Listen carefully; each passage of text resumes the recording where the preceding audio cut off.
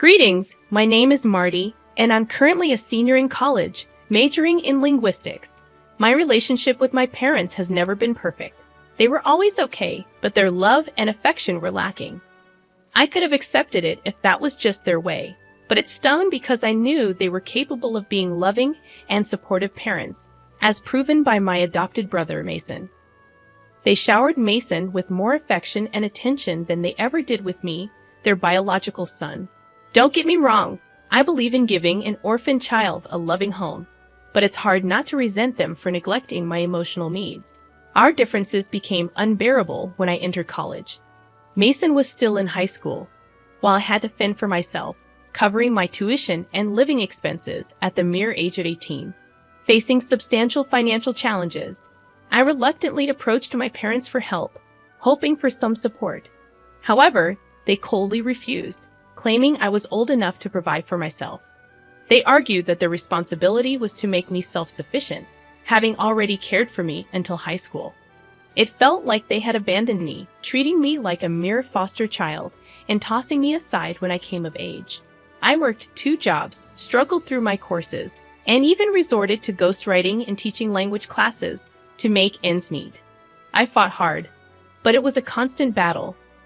My dream was to survive until graduation, after which I planned to secure a full-time job and pause my education until I could afford it. Meanwhile, back at home, Mason lived a life of luxury. Every holiday, he received extravagant gifts, including a car, something I had begged my parents for but was denied. I saved every penny for my tuition, while he enjoyed their financial backing without a worry in the world.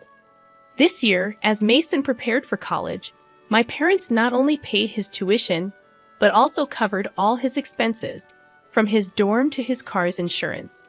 The disparity between their treatment of us was a harsh blow. I couldn't bear it any longer. Borrowing a friend's car, I drove home, finding their nonchalant attitude about the situation infuriating. When I unexpectedly appeared, my mother feigned concern, but it was too little, too late. The resentment I felt towards my parents and the unfairness of their actions had reached its breaking point. I could have mistaken my mother's expression for concern, but it wasn't Thanksgiving or Christmas, and she had made it clear that those were the only times I was welcome in their home. I couldn't help but confront them, asking why they were supporting Mason financially, especially after essentially abandoning me when I started college. My dad grew tense but explained that Mason's major was in music, a difficult field to find stable work in initially. They felt compelled to assist him. I had worked odd jobs and waited tables to put food on my table, majoring in linguistics. Their excuse felt hollow. That night, I told my parents that they needn't worry about setting another plate for me. They could give everything to the son they loved more. Walking away, I was crushed, unable to comprehend why they never loved me. My resentment towards Mason grew. I recalled moments when my parents had showered me with attention, taking me out to play, and my mom cooking my favorite breakfast. Then they brought Mason home, and my life changed. I resented them for adopting an orphan boy and leaving me to fend for myself. After struggling through college and years of hard work, I finally achieved the financial stability I craved. I graduated, got a car, paid my rent in advance, and saved some money. Life was tough, but it was finally good. Karma was cruel, but it also had a way of balancing things out. 3 years later, Mason called me in the middle of the night, begging me to pick him up from California while I lived in Chicago. Reluctantly, I agreed, sensing fear and sickness in his voice. When I arrived, I found him in a pitiful state, unkempt, soaked from the rain, and his eyes bloodshot. As he hugged me and began crying, I knew what was coming. He was begging for money, despite my hatred for him. His desperation almost evoked pity, but I steeled myself against it. I asked him to explain his homeless situation, but all he did was plead for money, claiming he owed it to someone who would kill him if he didn't repay. I had neither the time nor the money for this, but he was still my brother. I couldn't just abandon him. We grew up together. I had known him since he was just 3 months old. Despite my frustration, I decided to take him to my place, hoping we could discuss his situation there. He fell asleep within 15 minutes of the drive. I ended up driving him to my parents' house. The journey took about 40 minutes from Chicago. I felt it was necessary for my parents to see the result of all the money they had poured into Mason. Perhaps it was a move of both concern and retribution, but deep down, I knew I was wrong too. Upon my arrival at my parents' house around 2 in the morning, I was nervous. The last time I had spoken to them was when I confronted them about their parenting. Since then, there had been silence. Even my mother, who lived less than an hour away, never bothered to visit or check on me. But now they could see the consequences of their choices. I rang the doorbell, and it took 15 minutes for my parents to come downstairs, dressed in their robes. They glanced at me, then at Mason, who was barely aware of his surroundings. Surprise flickered in their eyes, not for Mason's state, but for my unexpected presence. They were aware of Mason's struggles with drugs. I brought Mason inside, laying him on the living room couch, and then explained the situation to both of them. They looked pained. I was about to leave when my mother stopped me, insisting I stay for some coffee. Despite the palpable tension, I decided to stay, compelled by a desire to understand the complexities of the situation with Mason. We sat at the kitchen table, and my mom began explaining the situation. Apparently, Mason had dropped out of college, and a year later, he joined some trouble, or rather, trouble caught up with him. The authorities called Dad, informing him that Mason had damaged campus property and had to pay for it. My dad did pay, but he was deeply disappointed. He confronted Mason, urging him to come home and enroll in a community college, at least completing his education before finding work. However, Mason refused and tried to sever ties. Then, the worst happened. Some thugs came to our house, threatening my dad that they would harm Mason if their money wasn't returned. Dad paid them off, attempting to bring Mason home, but he fled. 2 days later, they found him in California, where he had fallen into drugs. My mother began to cry at this point, revealing that they had placed him in a rehab facility in California 4 months ago. That was the last time they had seen him before I brought him back home. I had no immediate solution to offer, so I left, but I can't deny that I felt a strange sense of relief when both my parents hugged me and invited me to dinner this Thanksgiving. I wondered if I was wrong for feeling a twisted sense of joy over my brother's downfall. Not the whole. I wouldn't even blame your brother. It's your parents who are at fault. They've driven a wedge between their sons due to their misguided parenting. You helped your brother, which shows you're a good person. Well, your brother's life is in ruins, and you're happy that your mother wants to invite you for dinner. It might seem petty and mean, but I'd say you're not the whole if you can't understand the concept of empathy. My dad and stepmom have way too many kids, and I, a 15-year-old female, have a biological sister who is 13.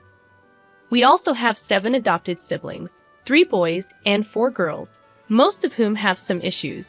Living with them is like walking on eggshells. This story centers on Abby, the oldest of the adopted kids at 15. They just took Abby in a few months ago, and they're in the process of adopting her. Before Abby, my dad and stepmom claimed they were done fostering and adopting kids. However, they made an exception because 2 of the girls they adopted 3 years ago are Abby's biological sisters. I have to say, Abby is probably the most challenging among the adopted kids. She doesn't talk much when we're all together. She just sits next to my stepmom or one of the nannies. She's also quite possessive about her things. For instance, if she has a pack of cookies and I eat one, she won't touch them anymore and will look for something else to eat. The same goes for video games. She enjoys playing Minecraft and will let us join her. But if we mess with anything she's built, the entire world becomes ruined for her. To address her eating habits, my dad and stepmom put a snack bar in Abby's room because there are days when she won't leave her room and sometimes won't allow anyone in. They hope this will encourage her to eat on those days. I once checked out Abby's room when she was in therapy and noticed she had a stash of really good snacks in there. She's also a music enthusiast and owns a collection of headphones, including AirPods Pro, AirPods Max, 2 different kinds of Bose headphones, and another kind that I can't identify. Abby came with one of the Bose headphones, but the rest were gifts for my dad, stepmom, and their family. She's constantly obsessed with having her headphones on and ensures they're always charged. One day, Abby, my stepmom, and my sister were hanging out in my dad's room. I needed headphones but couldn't find mine, so I ventured into Abby's strictly off-limits room, an area accessible only to my stepmom and one of the nannies. I borrowed her AirPods Max and grabbed a fruit roll-up and a bag of cookies from her snack bar. I intended to charge the headphones and return them once I was done using them. When Abby discovered someone had been in her room, she threw a tantrum. It took my stepmom and the nanny the entire day to calm her down. They eventually found out I had entered her room and tried to reprimand me. I felt Abby was overreacting, and if anything, she should be the one facing consequences for her tantrum. In response, they attempted to ground me. Feeling unfairly treated, I called my mom and explained the situation. She came to pick me up to avoid my grounding due to Abby's outburst. Now, my dad is upset with me for breaking the rules and going to my mom to escape punishment. I wanted to know if I was in the wrong. I messed up. I was in the wrong. It's apparent now, Abby might be autistic or might have suffered from abuse in her past. There's a reason her room is off limits, a reason she acts the way she does. What's worse, it seems like she's never done anything to warrant such casual disregard for her boundaries. If I were your dad, I would insist you stay at your mom's until you're ready to apologize and accept your grounding. I would also extend the grounding for playing the card of going to your mom's to avoid punishment. You're the one at fault here. Foster kids, especially when new to a family, can be very difficult, struggling to adapt. That doesn't make you or her a bad person. However, what makes you wrong is going into her room, knowing it's off limits, stealing, not borrowing her things. You know she won't use things that others have used, and you went behind everyone's back to get what you wanted. Shifting gears, my mother passed away last year, and we're nearing the end of the legal process in just a few weeks. Over the past 6 months, my husband has been eyeing a range of things that, on a regular day, we definitely cannot afford. Normally, he'd have to use credit or save for weeks or even months. It's fine to wish for things or work towards treats, but he hasn't made an effort to save for these costly purchases. Instead, he's been pressuring me for updates on the legal process and asking how much longer it'll take. I've given him very little to no information because, at this point, things could still change significantly. Creditors might emerge, claiming money is owed, and so on. He's not the most responsible person with money. I've managed our finances full-time for the past 3 years because he has a history of sabotaging our financial goals and blowing our budgets. My plan is to use half of my inheritance to move our family into a house. I intend to save 40% to help my children in the future for their graduations, college, trips, or their first cars, and maintain a small emergency fund.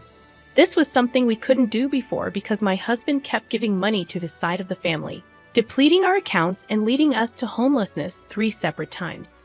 I understand the importance of helping family, but it's difficult for me to grasp the idea of allowing my 3 children and wife to become homeless just because an adult family member can't be responsible enough to pay their own bills or stay out of legal trouble. I fear waking up one day to find out that every cent of my inheritance has been spent behind my back. I would like to open an account in my name and proceed with the plan I mentioned earlier. My husband has made it clear that he intends to spend the money on new vehicles, tech gadgets, and other items solely for himself, not for our children or to secure our family's future. When I discuss investing or saving for our children's future, he dismisses it, claiming life is too short for such considerations. His response is that our children should work for what they want when they become adults, which seems contradictory given his recent actions.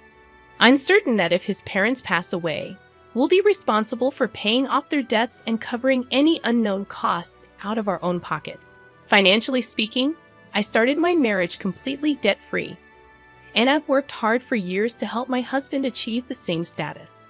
However, in the past decade, he has paid off his parents' credit card and IRS debts.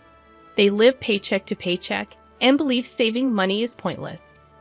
I'm not sure if I'm making the right choice, but I simply want my children to experience the same happy and stress-free childhood I had. Am I in the wrong here? Not the whole. Seek legal advice to set everything up in a way that prevents him from having any claim to the money. Open a separate account without his name on it, and avoid putting his name on the house deed. Regarding the debts of his parents, if you are in the U.S., you won't have to pay them. It comes out of their estate. And if there's no money in the estate, it doesn't come from your family's funds. You might consider lying to him about the amount and the timing, telling him it's a fraction of the true amount and that it will take 2 years to receive. This would give you time to figure out how to safeguard the money from his impulsive spending. Consult a lawyer soon, as nothing prevents him from opening new credit cards and charging extravagant purchases with the intention to pay them off using your inheritance.